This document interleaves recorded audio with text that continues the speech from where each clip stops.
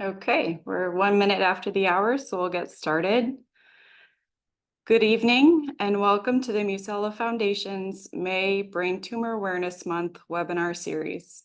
Tonight's special guest speaker is Dr. Annick Desjardins. Dr. Desjardins is a neuro-oncologist at the Preston Robert Tisch Brain Tumor Center at Duke. She's also a professor of neurosurgery, professor in neurology, and most importantly for our webinar topic tonight, she's the director of clinical research at Duke's Brain Tumor Center. We're honored to have you present. And before I turn the mic over, I just want to let everybody watching know if you have questions during the presentation, please type them into the chat. Thanks. Wonderful. Thank you, Vanessa, and thank you, Al, for having me. I'm really excited to come talk with all of you.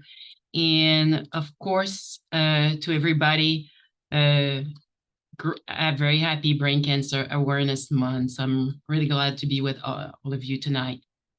So today, here are my disclosure, a view philanthropic, but mostly also my patent on the genetically modified poliovirus. We'll talk about that a little bit.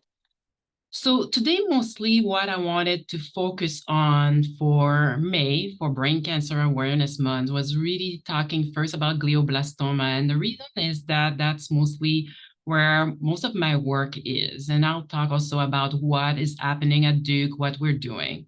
So glioblastoma, for those of you that are not don't know as much about glioblastoma, might be more familiar with other tumors. So glioblastoma is really a grade 4 malignant glioma. It is extremely aggressive, invasive, and extremely difficult.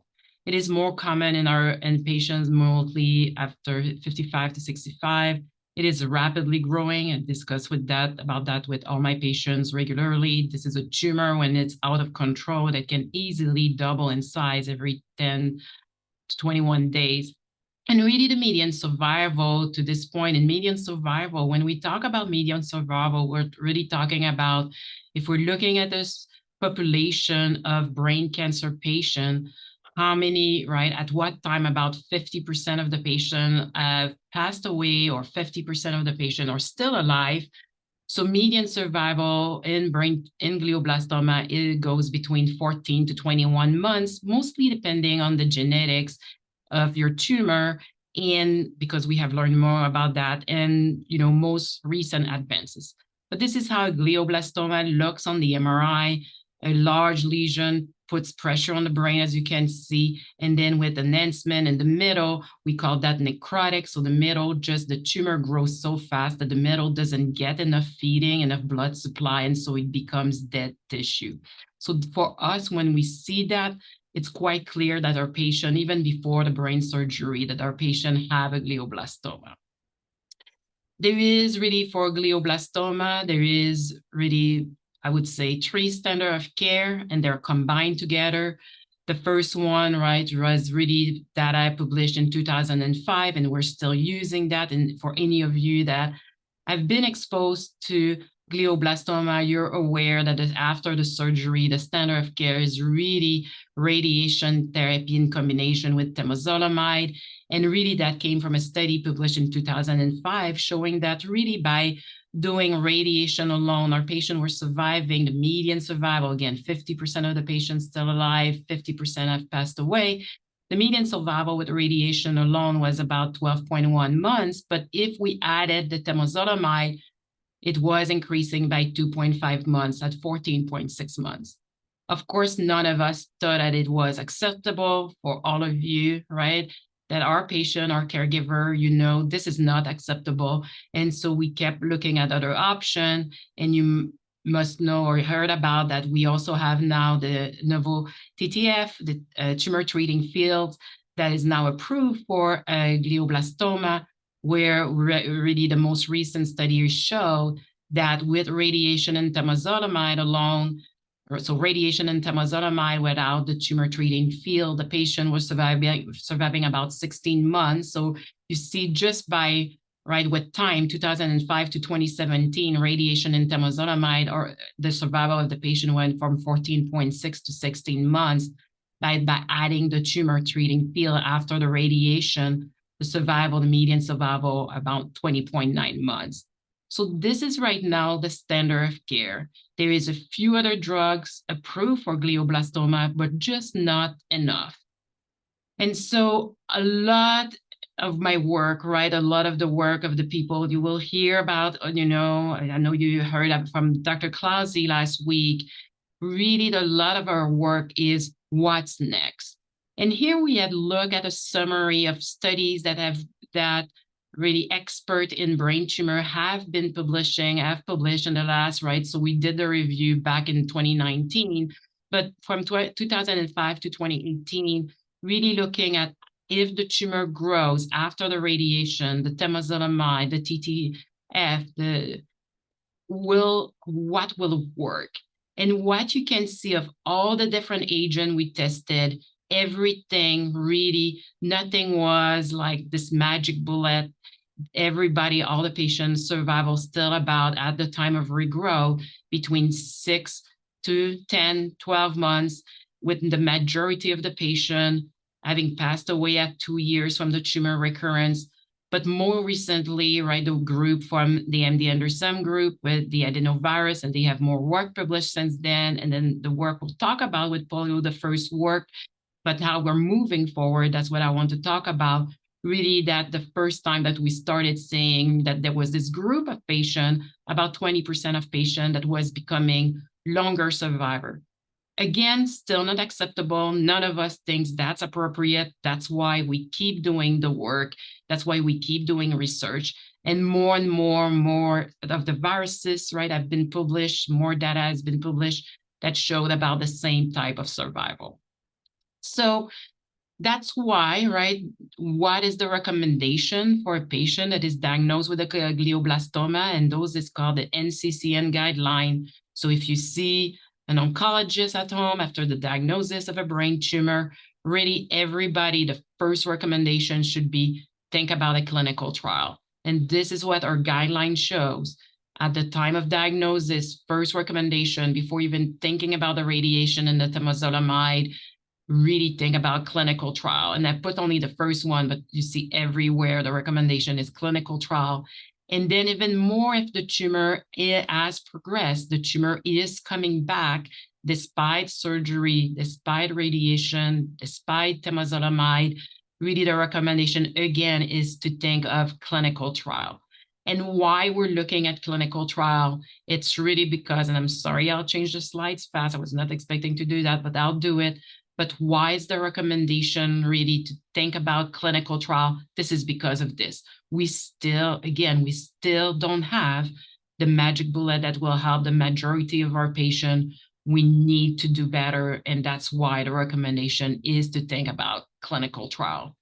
It doesn't mean though that clinical trial is the right option for you, right?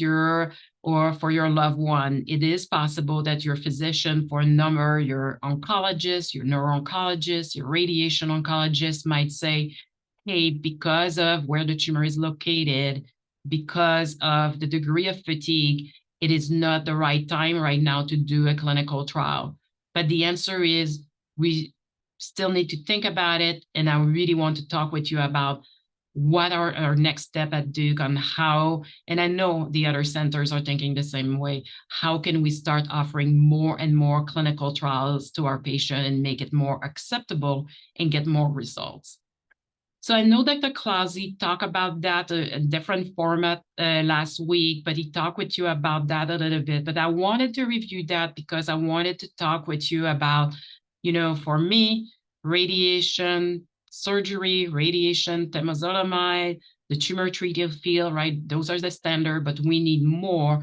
And so my work as the director of clinical research at Duke and the work of my colleague, and you'll see I'll introduce you to many of my colleagues, is really to do clinical research, come up with new discovery, bring new drug.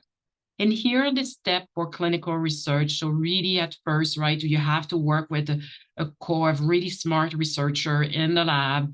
And I'm very lucky because I have like really great people that I'm working with, but making discovering new, what we call mutation, new changes in the tumor that we can target, like MGMT, IDH, third mutation. different things like that, different mutation, more and more that we're discovering, right? That we can track, that we can target. So really doing the basic work. Then depending on, as you discover one of those change or this discovery, for example, that the poliovirus receptor is present on all tumor cells, then the researcher needs to work on designing a drug for that, testing it in what we call the cell line, right? In the lab, in the Petri dish, tested in the animal, and the mice, and the rats. Once they have the result and they have enough data and show that it is safe, that we can give the drug, then we go into what we call first in human clinical trial. So phase 1 clinical trial, where really the goal of a phase 1 clinical trial is finding what's the right dose that is safe for our patients. And that's normally just a few patients. This type of work that I've mentioned just there, that's mostly what I do, right? The phase 1 clinical trial, working with the researcher. And that's type of work that normally are done or can be done in academic center, in big institution like Duke, or you met Dr. Clousie last week at UCLA. This is the type of work, right, that we do. This is the type of work also of development drug that can be done, for example, by a drug company, and then come to us and say, hey, I really would like, we're ready to test this drug in 2 patients. Can you help us find what's the safe dose for our patient? And then we will collaborate with what we call an industry partner or a pharmaceutical company. After that, our phase 2 clinical trial. Phase 2 is really when we have identified the dose.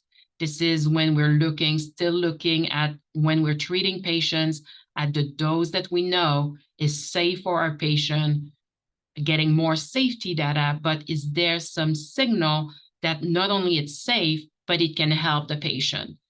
And then after that, we go in phase 3, and those phase 3 trial really called randomized trial. So where often the patient gets the new study drug against standard of care. And when we go into phase 2, phase 3, those type of trial needs lots of patients, multiple institution, right? Often it's countries, often it's international, so done in the United States and in Europe.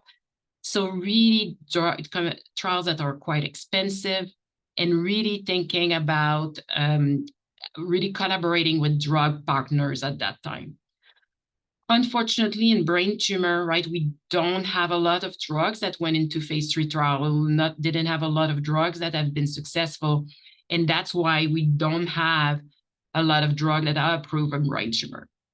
Mostly what I will talk about tonight is talk about phase 1, what we do, what our work is at Duke, really those phase 1, early phase 2, first in human clinical trial, and how do we keep this close collaboration between us in the clinic and our collaborator in the lab, in the Brain Tumor Center lab at Duke, that bring the information we see in our patient and then bring it back in the animals to learn more and refine our drugs. So what I call, right, the step-by-step approach.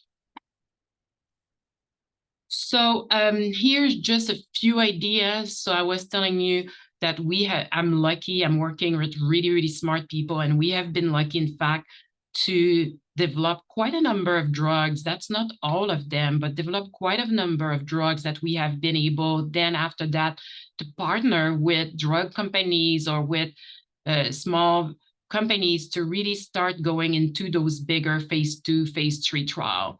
So drugs that we have developed, the CDX-110 vaccine, right, that was acquired or licensed to Celldex Therapeutic. We'll talk about polio, PVSRIPO, it's now known as Lerapolturev today, Stari, Anias, Biomimetic, Bradmer, D2C7.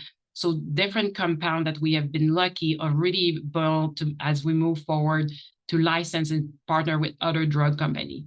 We have been also very lucky in partnering with big drug company to help other drugs get approved for brain tumor. So Gliadel, Temodar, Avastin, we were part of the big study. So really a collaboration.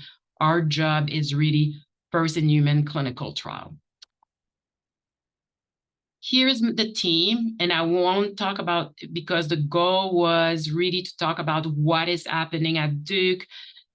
And I know Dr. Clausy last week did a very, very good job at talking with you about research and talk about Agile, but I wanted to introduce you to the Duke team, and mostly, and it's not all of us, we're way more than that, but mostly my colleagues, neuro-oncologists, and really talking about what are our area of interest and what we're focusing on. So mostly my job, big thing for me is really what we call intratumoral delivery. So I'm very interested in how can we get the drug better to the tumor, right? One of the big issue, and for those of you that are, have loved one with brain tumor or have a brain tumor, we always talk about the blood-brain barrier. Can this drug that I'm taking, can it reach the target? And so you'll see that's a lot of the work I do. I have a great, so my colleague, Dr. Peters, some of you might have heard of her. She has been presenting a lot recently, great success. She was part of the study, the vorasidenib study, that for those of you that have the IDH mutation know about the vorasidenib. So Dr. Peters really interested in lower grade tumor, IDH mutated tumor, but also very interested in the supportive care, better seizure medication, better way of doing radiation therapy and preserving the memory of our patient, better way of helping the caregiver, right? So that's really the work of Dr. Peters.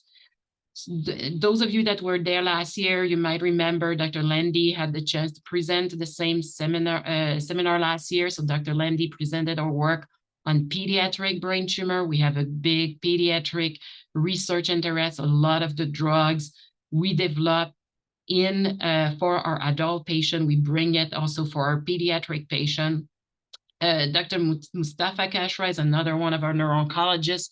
Dr. Kashra really looking at novel vaccine, how to make better work vaccine, tumor infiltrating lymphocyte, how to use them as a weapon to treat the tumor. And a lot of the work recently and a lot of our very interesting clinical trial are really what we call window of opportunity. So again, the whole issue of the blood-brain barrier, if we give you a drug, will it go into the tumor? And so Dr. Kashra has multiple trials where it does, it will give a drug. So for example, right now, a lot of people have interest about data with Prozac, heard about Prozac and temozolomide might be working together.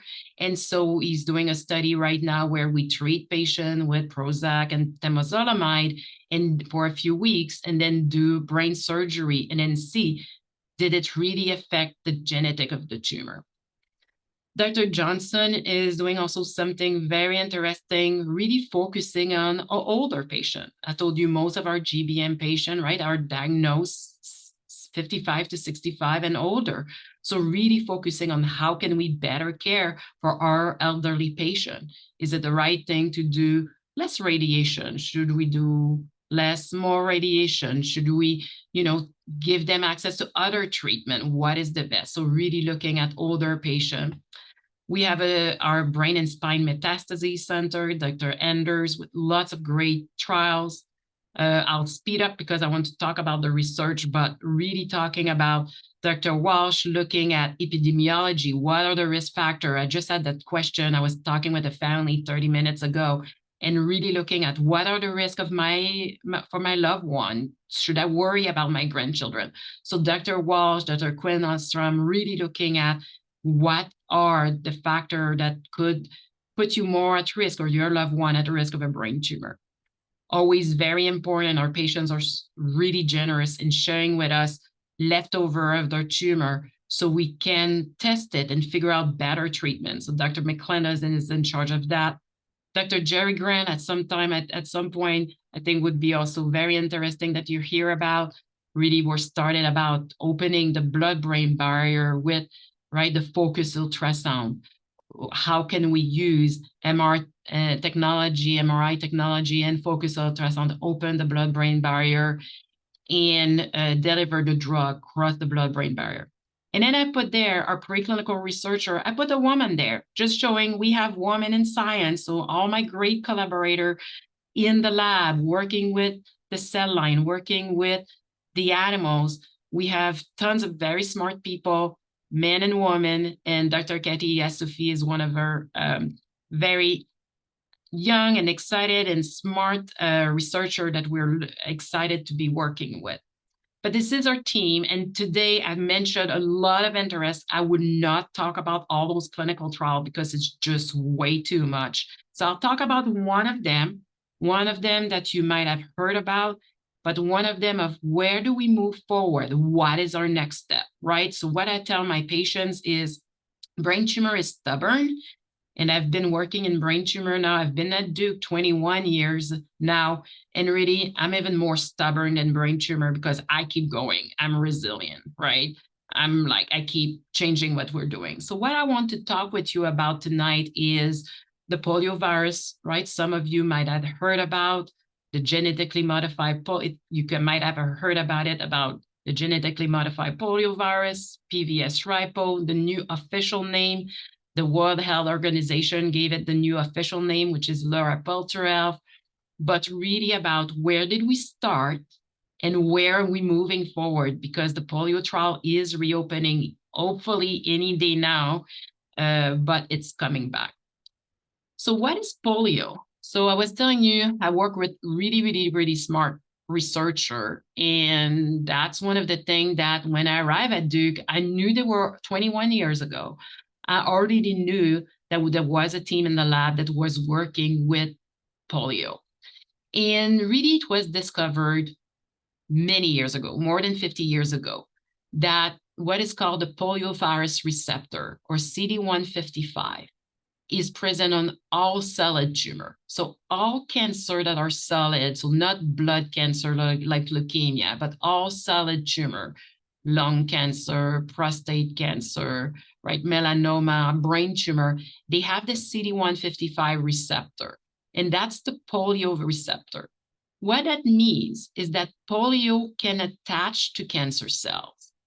The problem is that polio is dangerous, right? We should all be vaccinated. We have all been vaccinated against polio. And we have heard, all of us heard about, right, people being in those iron lungs that had polio. So of course we know polio is eradicated.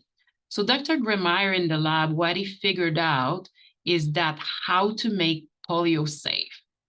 And what he figured out is that the poliovirus receptor, or the poliovirus itself, when it enters into a normal tissue and it gives it polio, the part that what I should say is the part that infect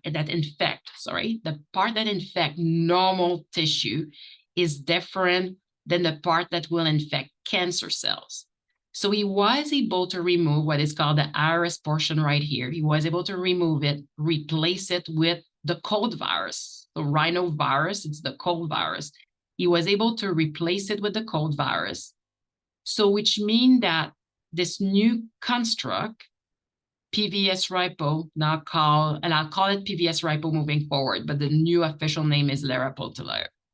But this new construct called PVSRIPO, when it's in contact with normal tissue, with the spinal cord, with your gut, that's normally where polio normally infects the gut, gives diarrhea. If you're very unlucky, it will infect the spinal cord, the motor neuron. With PVSRIPO, when it enters in contact with the gut and the motor neurons, it cannot do anything, because the part of poliovirus that is in PVSRIPO is the cold virus, and it does nothing to the gut. However, the part of the virus that replicates into cancer cells is still there. And what that means is that when you use PVSRIPO, it will attach to cancer cells, it will replicate into cancer cells, and it will kill it and then trigger other problems. But PVSRIPO cannot kill or harm normal brain cells.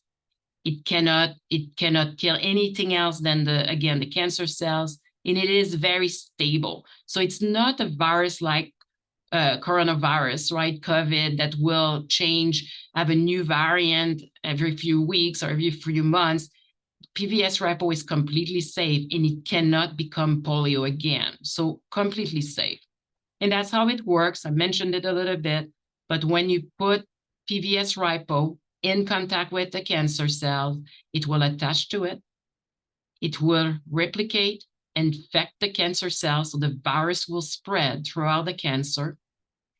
With the virus spreading throughout the cancer and breaking the cancer cells, it will release particles that will make your immune system, or what I call the patient, what I tell my patient is like, I call them the little Pac-Man that goes after, right, what is abnormal. So it will activate the immune cells to have them come and fight this tumor that is in the process of breaking down.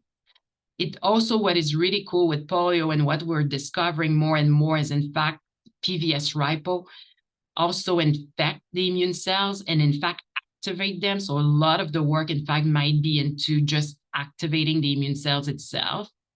And then, so kills cancer cells by spreading inside cancer cells, but also activate the immune system. So really, this is a built-in immunotherapy. You inject it close to the cancer, it attached to the cancer, triggers this immune response. And then it's basically like if you're vaccinated against your cancer, okay?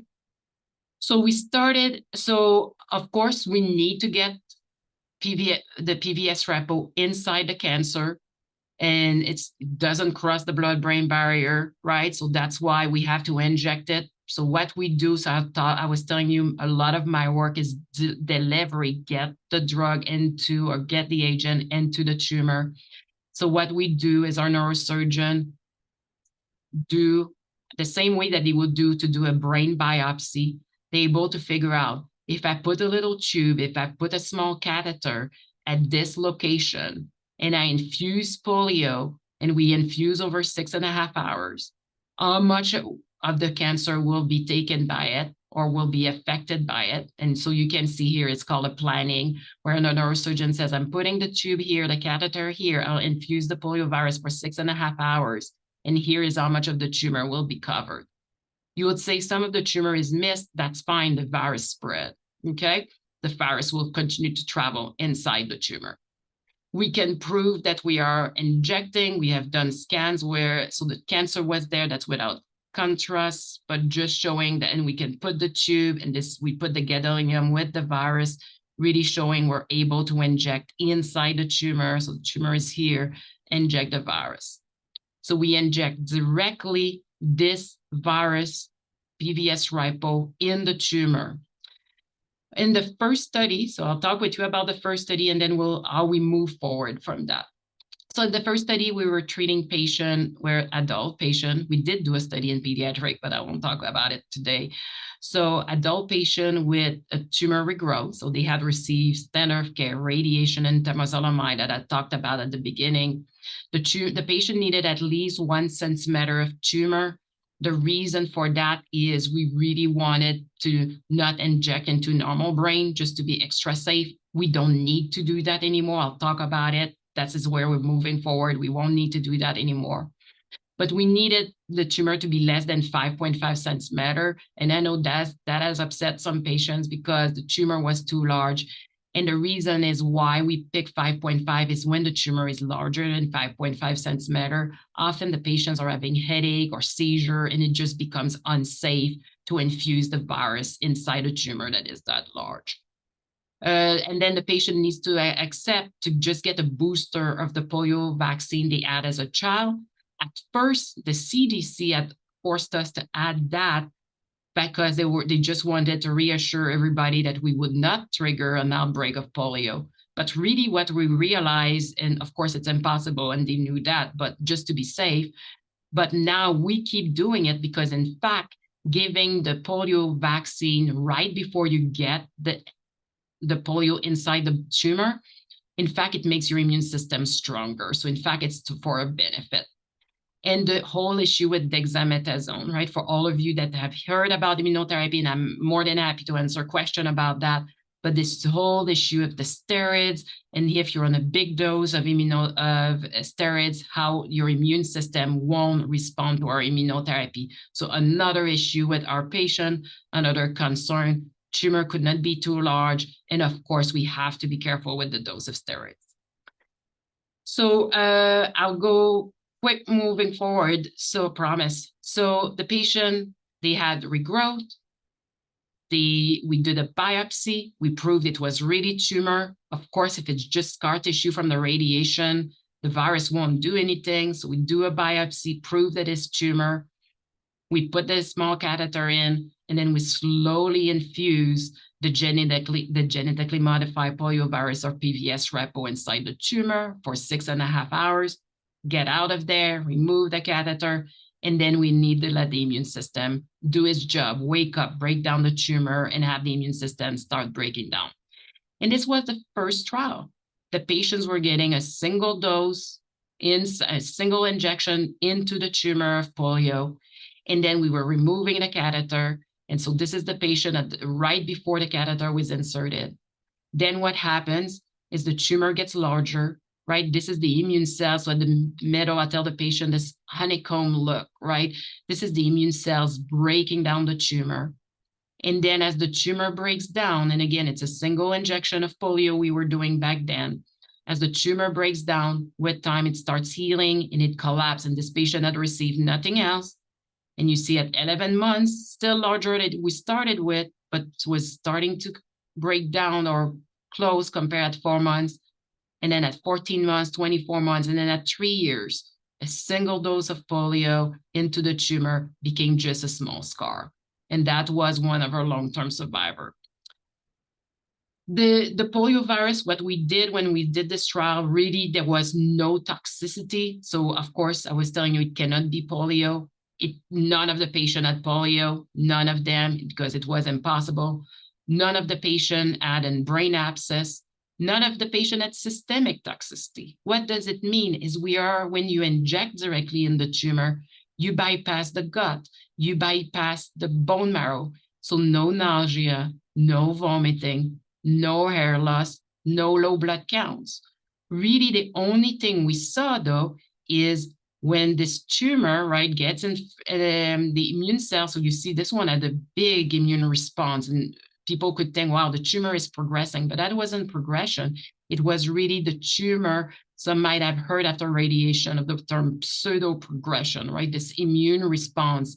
And we can see that because it has that honeycomb look that we see. And then with time, it will collapse with the others. But you can imagine that if the tumor goes from this to this, right, while the immune cells are breaking down the tumor, some of the patient will have issue with speech, with strength, with seizure. And as things shrunk back, our patient started feeling better and the inflammation went down. So you can see, so if I go back to this patient, when it got larger, this patient was having tingling, little weakness of the foot. And as it shrunk, then his foot recovered and he didn't have the weakness anymore. So things improve with time. What we saw with the polio, right? Unfortunately, not all the patients, their immune system is strong enough. And that's what we saw. So this is called, compared to a historical control. Of course, this is not the type of data that unfortunately will allow for a drug to be approved by the FDA. We need to go, right, with what they call control and enroll at the same time. But what we saw, so the red line is patients that were treated not on the poliovirus trial, on other trial a few years before, but if the poliovirus trial had been available, they would have qualified for that trial. And here's the polio, and what we can see at the beginning, so 100% of the patient, and what you can see at the beginning, patient on the polio trials die at the same rate as other trials. And that's because some patients, their tumor was just growing too fast, or the immune cells were just too weak from the chemotherapy, and they could just not have an immune response. But we had about 20% of patients, however, that became those long-term survivors. And those are the patients that, for those of you that have heard about poliovirus or have heard about the adenovirus from MD Anderson or the herpes virus, right? Some of the data from Japan or from Alabama or Mass General. So really, Brigham and Women. So really, all of us with the virus, we have this group of patients that become long-term survivor. And those are the patients that their immune system was not too weak, or that the tumor wasn't growing enough and the immune system had the time to start working.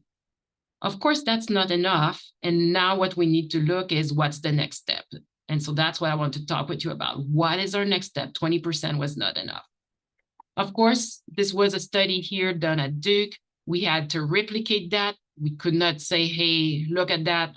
Our results are great, right? We needed to show that we were not the only one that shows that. So we repeated the study at all the institutions here, right? Mass General, Baptist, Jacksonville, Florida, University Hospital in Cleveland, UCSF, so San Francisco, and Dana-Farber. So all those 6 institutions repeated the trial, the same trial I was just describing. The patient at the time of regrowth, get a tube and get a polio booster, get a tube into the tumor, and get that 6.5-hour infusion of polio and nothing else.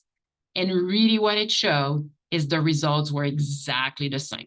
When we did it at Duke, or we did it at the other institution, did the same work as us, they saw exactly the same result, about 20% of the patient, and you have the data here, 17, 18, right, 19% of patients became long-term survivor. Of course, not enough. What we saw, though, is that the patient that had smaller lesion were doing better. And of course, the MGMT, for those of you that know about MGMT methylation, always do better. And of course, if you feel better, so one thing I always talk with my patient, and I talked about that with a patient today, about our job is to keep you healthy so you have a better chance to respond to the treatment. So that's what it means. Higher KPS, stronger you are, more functional you are, better you will do on our trial. And that's really what we showed with the polio. The other thing we saw, though, was that, so this is the patient I was showing you before, and at 3 years, after 1 brain injection, everything had disappeared. But then at 60 months, so 5 years, this is a recurrent GBM. I don't know if you remember, I think the 3rd slide that showed you recurrent GBM survival normally is 6 to 10 months. 60 months after polio, so 5 years, unfortunately, it came back. And that does make sense because with time, right, our immune system gets weaker. That's why we're supposed to get our tetanus booster every 10 years, right? That's why we get our flu shot. We're supposed to get our flu shot every year. With time, our immune system gets weaker. So as the immune system got weaker, the tumor started coming back. And so what we did, we said, what if we retreated it? Will that work? Normally with chemo, right, you know, with chemo that if the tumor grows back, we normally say, the tumor grew on the temozolomide. We cannot, we need to move away from that. We need to go with something different. But with polio, we said, let's retreat you. And in fact, it did work. And the tumor started shrinking again. You see, 10 months later, the tumor was shrinking. So really showing that with viruses, with immunotherapy, we can retrain the immune cells. And we did that in 5 patients. We're not the only one that did that. In fact, Dr. Todo in Japan published in 2022 where what he did is on purpose. Before the tumor grew back, he gave multiple doses of the virus injected. So this is an herpes virus that is now approved in Japan. And he gave multiple doses of the virus, went back, did multiple brain biopsy and brain injection, and give the virus, and you can see the tumor just slowly disappear. He even had here a small regrowth after the 4th injection, and the immune cells kicked in and really put the patient in remission. So we saw that data with polio also, because polio, I was telling you, is present on all solid tumors. So not only brain tumor patients have received polio, but there are also melanoma patients.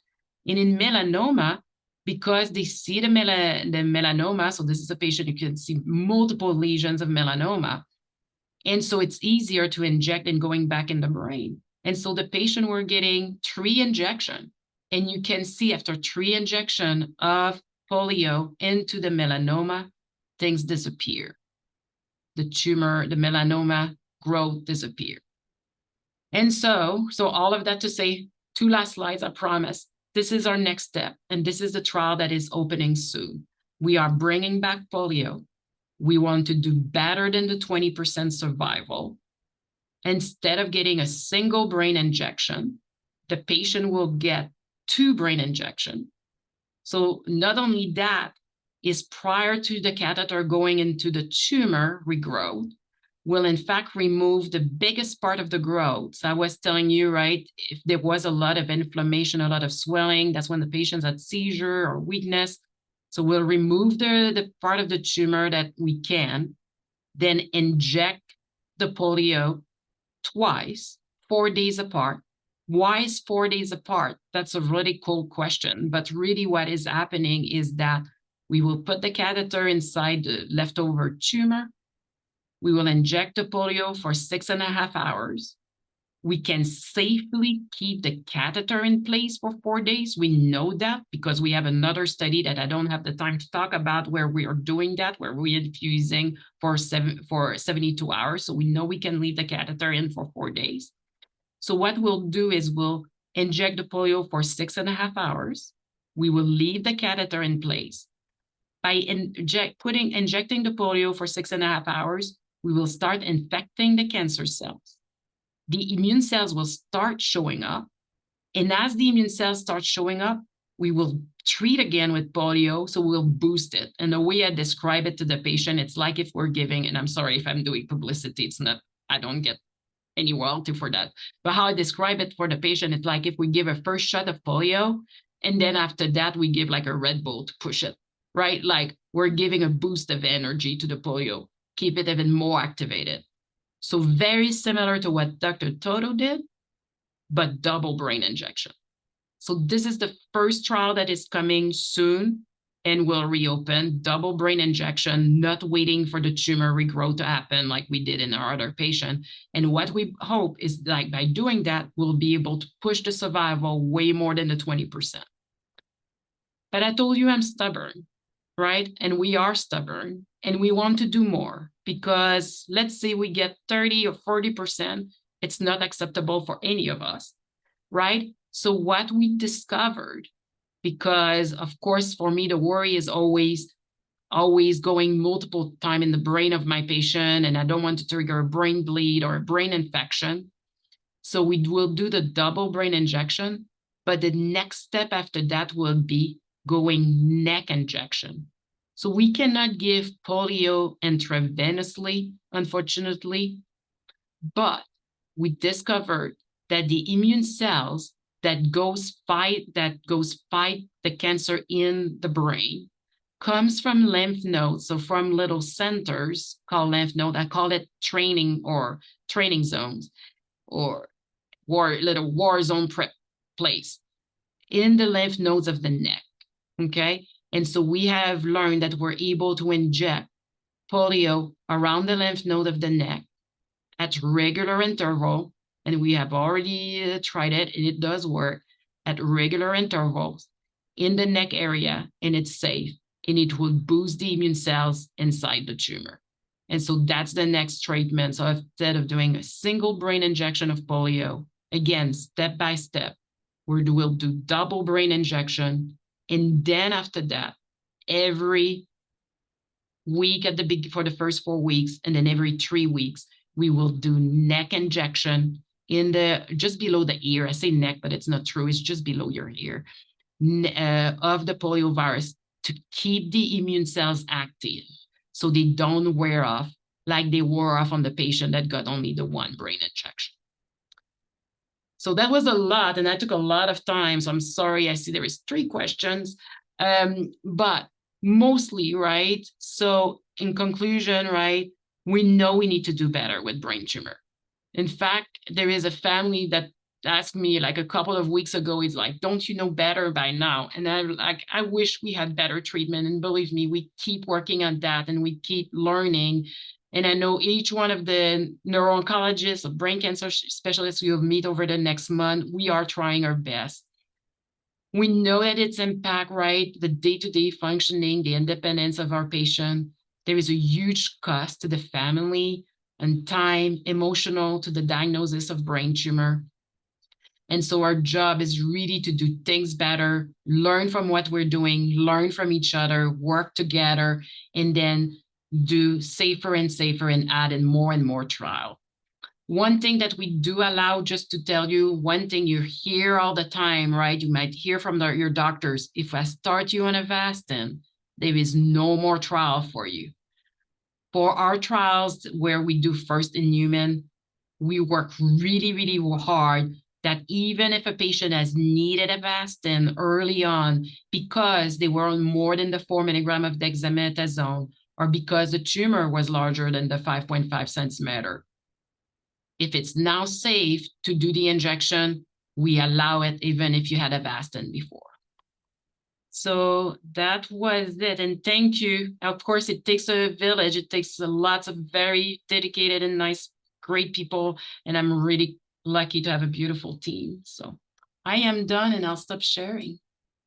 Thank you so much. That was a fantastic presentation, and we have lots of good questions. So I'll feed them to you so you don't have to look at the chat. Okay, yeah, thank you.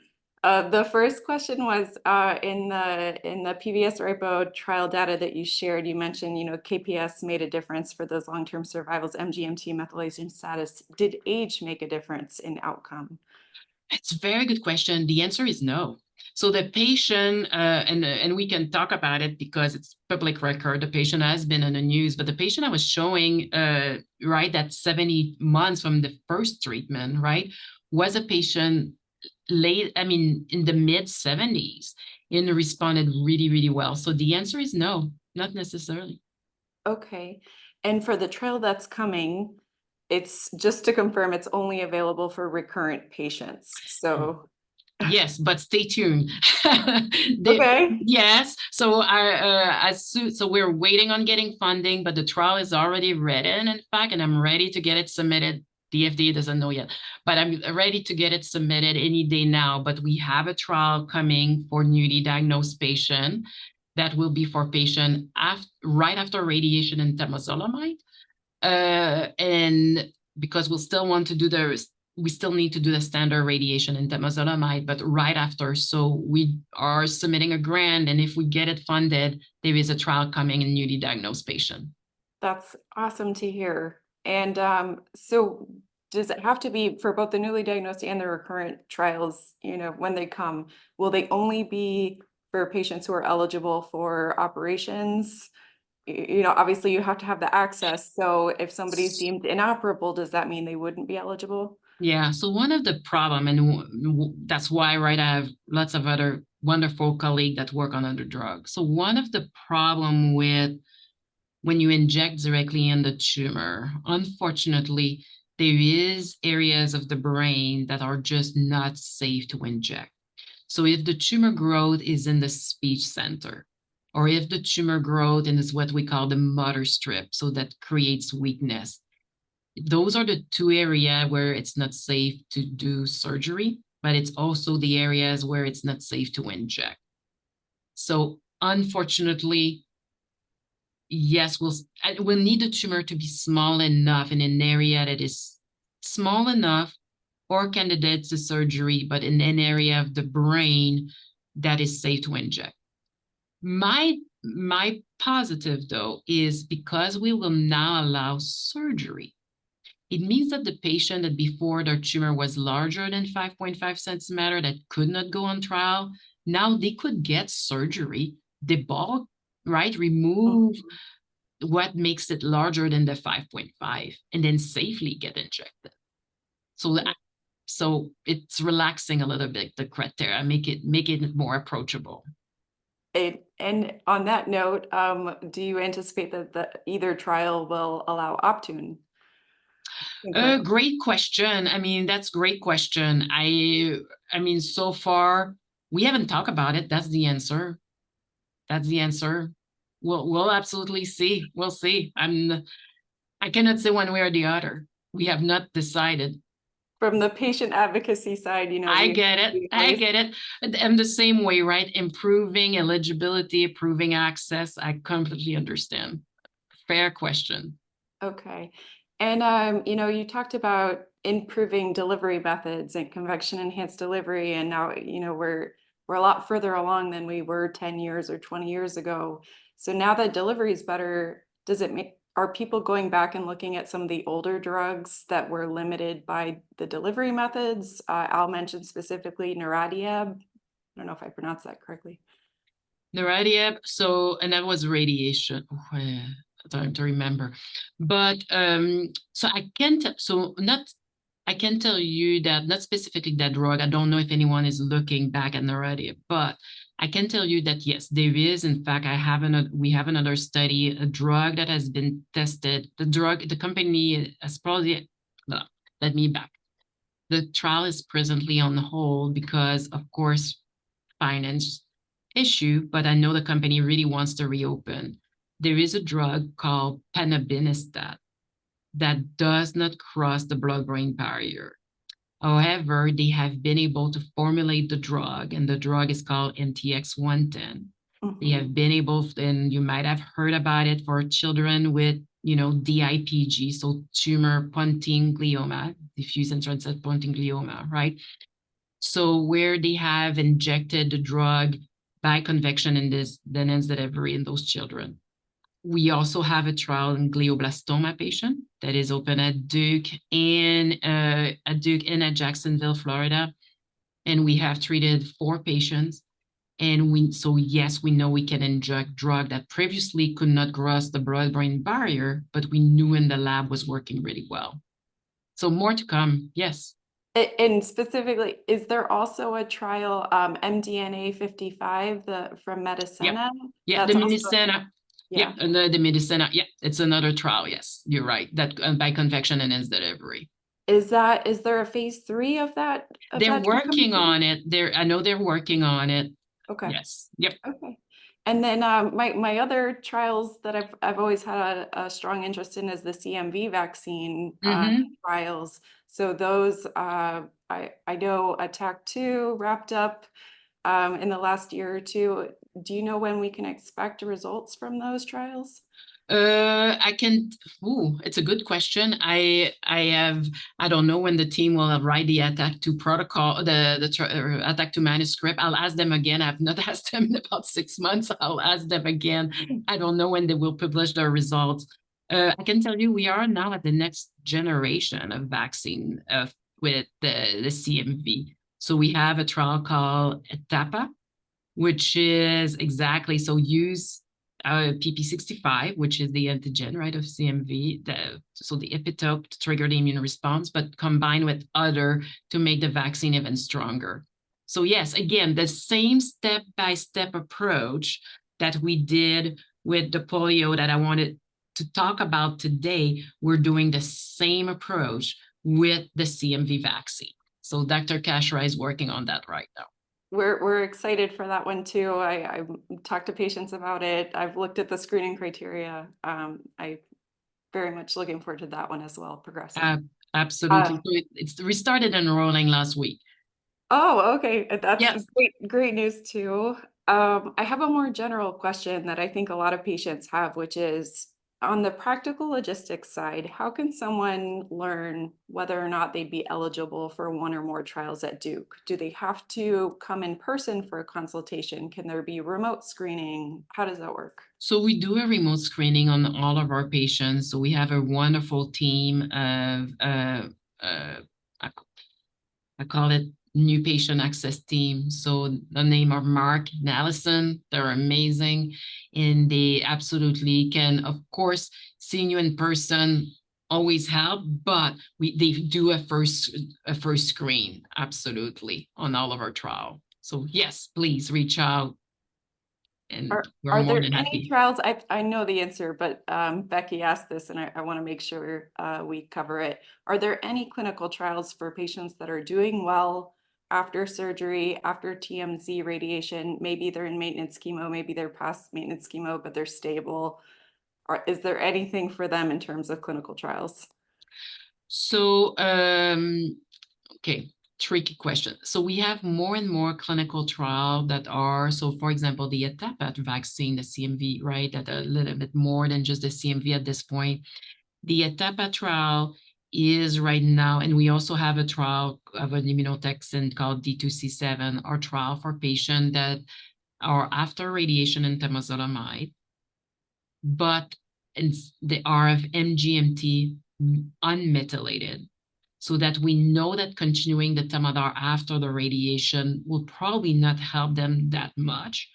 And that's when we have the other trial, ETAPA or D2C7.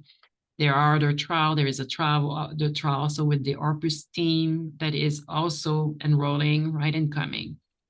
If the question is, right, the maintenance phase, and that's what you were asking, then it's a little trickier. So right now we don't have those trials. It is a great question. It's of course, I'm the same way. I'm also very anxious when I tell my patient now my job is just to watch you very carefully. Not right now, unfortunately. Okay. Over, yeah, over the years, right, we tested a lot of different things that over the years, but it was triggering more issue, more complication, and that's why we're not doing it. Yeah, I've had Remember, conversations with many physicians about this and the theories behind the approaches. yeah. But I understand. But you mentioned, that some of these trials are specifically for unmethylated patients. So is Duke just generally using Temodar still, the Stoop protocol with the temozolomide, even for the MGMT unmethylated patients? Or, obviously a clinical trial is your first choice, but if they're not eligible for a clinical trial, they are unmethylated. Are you still using the Temodar? I mean, we talk about it with the patients, right? We talk about we do get a whole genetic testing of all of the patient. The answer is, I don't want to say yes.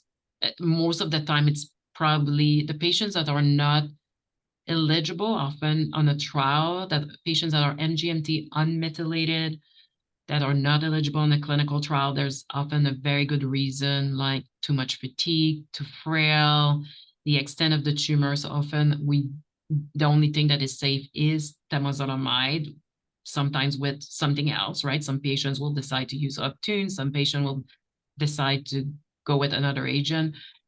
So we do have the conversation. Okay. And let's see. Okay. For patients that maybe necessarily aren't at a point where they're going to be entering a trial or eligible for a trial, but they're looking at second opinions, can you just give your guidance on best practices for when the best time is, to seek that second opinion? Should they wait until they have a recurrence, or should they see if they can get a second opinion while they're stable and things are going well? Yeah. So I always encourage, it's a wonderful question because I have that conversation with patients every day. So the answer is, from my standpoint, I would say make contact with the institutions, right? And there is lots of great brain cancer center right over the country. Make a contact with an institution that you feel you'll be able to travel to safely, that you won't, right, put your family in, and that you can make it happen. That's what I'm trying to say. But make contact as soon as you can. Because one thing I tell my patient is it's better to start working right away on anything that could prevent eligibility on a trial. Mhm. And what I mean by that is often patients come to us with maybe too much steroids. And maybe the team at home don't realize that that will block the ability of the patient to go on a trial. Sometimes not the right seizure medication. There is seizure medication that interfere with our study drug. So Mhm. sooner you meet with an institution that does clinical research in brain tumor, sooner we can adjust everything so that we have no surprises. And when we say, yes, now you're eligible, we can move forward. And that probably applies to the Avastin use in some cases Avastin too. use, what dose of Avastin, the seizure medication, the steroid medication, the energy level, right? Exercising, all of that. The nausea. I mean, it can be anything. Wound from the craniotomy not healing well, right? I will have you seen by my wound care nurse as soon as possible so that, right, no surgeon tells me I cannot put a catheter because the wound didn't heal well, right? Mhm. So all of those things. Okay. We have a few attendees that are from out of the country, specifically from Canada, but would Canadian or international patients be one eligible for trials or able to participate in trials, and then separately able to, get a second opinion at Duke. Yeah, that's something. I'm Canadian too, so that's that I've been at Duke for 21 years, but I'm Canadian, so it's something that uh it, it is quite expensive to do research in standard of care in the United States, unfortunately. If you don't have private health insurance that will reimburse, because unfortunately, the vast majority at a center like the NIH, where everything is provided, right, I think would be for an international patient, probably a safe bet. But otherwise, most other institutions, what we call the standard of care. So the regular blood work that you will get if you were on the temozolomide, the regular MRIs every 8 to 12 weeks that you will never normally get. That is everything that is study related will be paid, but everything that would have normally been done if you were just on the standard treatment normally goes to the insurance company. So it will be a big cost to your family. So Understood. yeah, it's expensive. I'm going to jump back to Temodar just for a second because there was a question about does time of day make a difference for when you take it? Oh, good question. I mean, we normally tell our patient there is some data that are starting to show that maybe in the morning would be better, but we have, so of course it's a study. It needs to be replicated. Any studies has to be replicated. That's why, for example, we ran the polio I was showing you in 6 other centers, or it's 5 other centers on top of us. We normally tell patients to take it at bedtime for convenience, right? Because of the whole issue that we want it to be on an empty stomach. So it doesn't interfere with the absorption. The food doesn't interfere with the drug being absorbed in your body. So we normally set bedtime, but I would say let's keep an eye on the data that maybe morning will be better. Okay.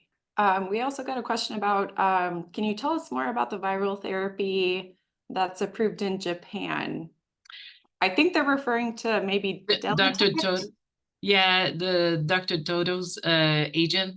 I really don't have more data, to be honest with you. My last meeting with Dr. Todo, I know there was a company looking at, what's the next step, was maybe about 9 months ago. So I really cannot give you any update right now. I don't.